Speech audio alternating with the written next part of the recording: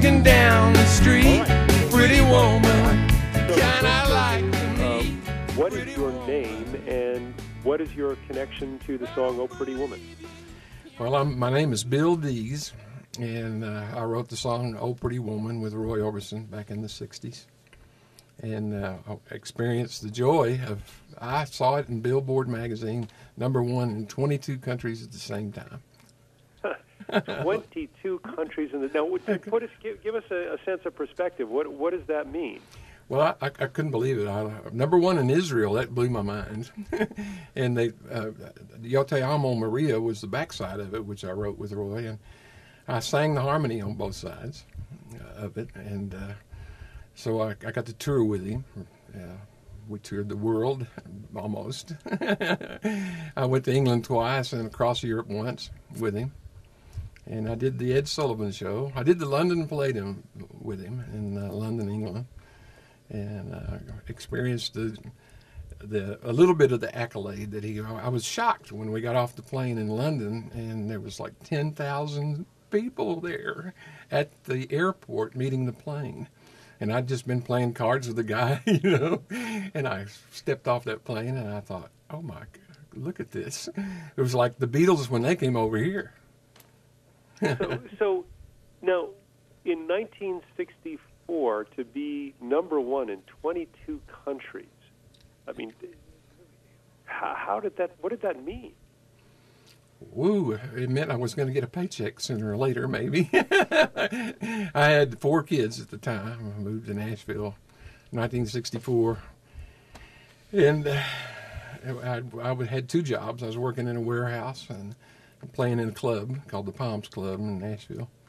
It was the biggest nightclub out on Dickerson Road. I don't know if it's even there now, but it was a glory to come from that to just suddenly I thrust into that big of thing. Roy was a great guy. You'd never know he was that kind of star, and it's a shock, like I said, when we stepped off the plane, I never saw so many people. It was fun for me, to say the least. Okay, it was scary a little bit. Why was it scary? Well, I mean, I toured with Roy. We took turns driving this bus of his. He had a 9-passenger. I think it was a Dodge bus, but anyway, we all took turns driving and everything. And we played. There's a poker game going all the time. And I couldn't, when we rode into San Francisco to do the Cow Palace, I can remember every time you switched the channel, it was playing. Every time you went to another radio station, #1 in our town, it's like unbelievable. 18,000 people at the Cow Palace, and you couldn't hear. That's what's the scary part. I was singing the harmony, and so you got to hear, but I couldn't hear anything except the roar of the people. And they were just, wow, they were loud, and it was like stepping out in the lion's den or something. And Roy he was amazing. I first met Roy Orbison in Odessa, Texas. He was born in Wink, Texas, right outside of Odessa. And he engineered a recording session at this little radio station where I had a group called the Five Bops. And we recorded at a radio station, and the engineer was sick, and Roy was on the control board when we walked in. And when we drove up, there was an Orchid Cadillac with chrome skirts, and it belonged to Roy Orbison. And it was just a shock to meet him again, and he knew I was riding. Tell me the story about the truck stop breakfast that you guys. Okay. After the recording session that we had in Odessa, where Roy was the engineer, we were all sitting around at 3 o'clock in the morning, and I reached for my milk, and it had performed a little vacuum under it from the honey or syrup or something that had spilled. And when it sloshed on my hand, and when I went to set it back down, he looked at the bottom of my hand, which was callous, pitted grease, pitted calluses on my bottom of my hand. He said, "You work that hard?" And I looked at him and I laughed, and I said, "Doesn't everybody?" And everybody laughed, and we got really silly, but it was a real. He had I think that's when his allegiance to me started really because he knew I had 4 children, and you know, and I worked really hard, you know. So when I moved to Nashville and went out to his house, I didn't go out to his house until I had 2 jobs. You know, I was working in a nightclub and working in a warehouse for Engineered Construction Materials Incorporated. And he said, "What are you doing here?" And I said, "I live here." And that seemed to impress him that I moved there without coming out to him and asking for help or anything like that. I didn't go see him until I had a job. And he had a real work ethic, and he was just a glory to me because he hired me. The night we wrote Pretty Woman, he said, "You don't have to go to work Monday if you don't want to." Because I was arguing over a dime raise. It was time for them to raise me a dime. I'd been there like 6 weeks, and he said, "You don't have to go to work Monday if you don't. Buy yourself an electric piano, and I'll take you on the road with me." And he said, "I'll pay you what the band's getting." And after he said, "I'll pay you what you're making in the warehouse to start with, and then after you come up to whatever," he'd raise me to their level, you know. Where you wrote "Oh Pretty Woman." What I know you've told the story a bunch of times, but you know this is an opportunity to you know, to let people know forever, you know, and we're going to preserve this piece forever. And you know, people want to know, how did it happen? Where did a song like that come from? Well, Roy Orbison and Claudette had just gotten back together, and we were sitting in the living room, which was... Claudette was his wife, right? I'm sorry, yeah. Claudette. The first hit song that Roy Orbison had was the Everly Brothers recording Claudette, which was about his wife.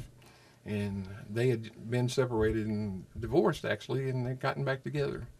And I was with him when he was having to go on. My first hit record was "It's Over" by Roy Orbison, and he was having to go on stage and sing that with them being split up. And when they got back together, he was just a changed person. And she came bopping down the stairs and said, "Give me some money." And "What do you need money for?" he said. And she said, "Well, I got to go to the store." And as she walked away, they were like whispering and kissing bye, you know, away from me. And I stood up at the table. He had a waterfall by a swimming pool in his living room, and he was always adding to his home. Beautiful home, a huge, spacious home. And he came back to the table, and I said, "Does this sound funny? A pretty woman don't need no money." And he laughed, and he sat down. He said, "There's nothing funny about, there's nothing." I said, "Does this sound crazy?" or whatever the word was I said. But he said, "Nothing crazy about Pretty Woman." And he right away started, "Pretty woman walking down the street. Pretty woman, the kind I'd like to meet. Pretty woman, I don't believe you, you're not the truth." Well, I don't want to mess up my song. You said bring your guitar. I'd like to sing that song to you before we get off. Sure. But so let me get this straight. So you and Roy and Claudette were there, and Claudette went out, and you had this sort of flash that a pretty woman don't need no money. Exactly. And so how did that become the song? Well, by the time she got back, we had it written, and she was gone about an hour and a half, and we literally had the song written. But when he and I sang it for Monument Records, at Fred Foster at Monument Records, Fred said, "I think it needs a happy ending." And we spent 3 days writing the ending where she turns around and comes back. Anyway, and I didn't know, I didn't belong to a union or anything. I didn't know about it. I joined the wrong union. I joined the musicians union, and I didn't know there was a vocal union. But I sang that harmony, and they just stood me in front of a microphone. And later on, you know, a musician friend of mine came up and he said, "Roy tracked that, didn't he?" And I said, "No, I sang the harmony on it." And he said, "How much did you make?" And I said, "Make?" And I went back to Monument Records and I said, "Was I supposed to make something on that?" And didn't you sign a time card? And I said, Nobody asked me to sign a time card or anything. And anyway, of course, at this point, it doesn't matter to me, except for my family knowing that I sang the harmony and that it goes down somewhere in a history book or something that I did that.